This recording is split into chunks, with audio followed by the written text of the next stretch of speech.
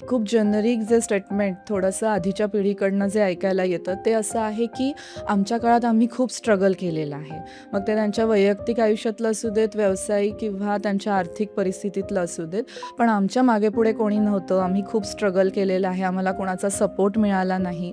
अशा पद्धतीचा त्यांचा जो स्ट्रगलचा काळ होता ते सतत ते सांगत राहतात. पण आता जेव्हा परिस्थिती बदलते आहे आणि सपोर्टला मुलं आहेत, तरीसुद्धा बरेचसे पालक हे बोलत राहतात.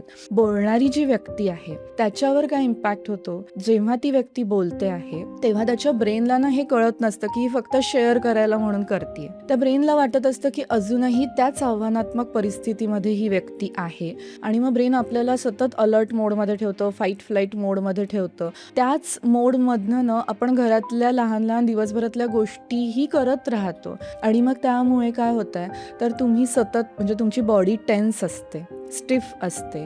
मग त्याच्यातनं अंगदुखी किंवा मग जॉईंट पेन्स किंवा बीपीचे प्रॉब्लेम्स तयार होतात किंवा बऱ्याचदा असं होतं की 5 सेन्सरी ऑर्गन्सचं जे काम आहे तेही फारसं सपोर्टिव्ह राहत नाही. मग हळूहळू कमी ऐकायला येतंय, अंधुक दिसतंय वगैरे असे बरेचसे प्रॉब्लेम्स ह्या गोष्टींमुळे सुद्धा सुरू होतात. त्यामुळे आत्ता जर परिस्थिती बदलली असेल तर तुम्ही त्या जुन्या आठवणींना कुठेतरी क्लोजर देणं हे फार गरजेचं आहे.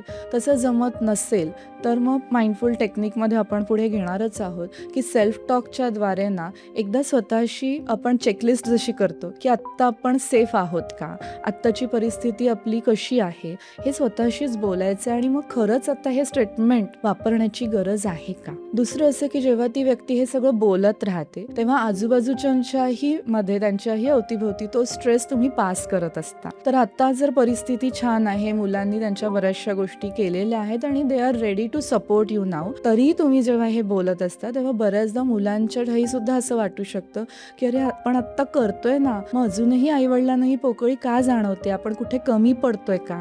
त्यांनाही त्यांच्या त्या सगळ्या आत्तापर्यंतच्या प्रवासावर क्वेश्चन मार्क आल्यासारखा वाटू शकतो किंवा हळूहळू ते डिटॅच सुद्धा होतात की आम्ही इतकं करतोय पण त्यांना आनंदच मिळत नाहीये. ह्या सगळ्यामध्ये आत्ता वर्तमानामध्ये जी नाती आहे, जो आनंद आहे, जो आपण पूर्णपणे अनुभवला तर आपण एक छान शांत समाधानी आयुष्य जगू शकतो. पण हे सगळं न करता जर आपण जुन्या गोष्टींमध्ये किंवा आपल्या निगेटिव्ह काही बिलीफ्समध्ये अडकलो असू तर आपण आत्ताचाही आनंद पूर्णपणे घेऊ शकत नाही.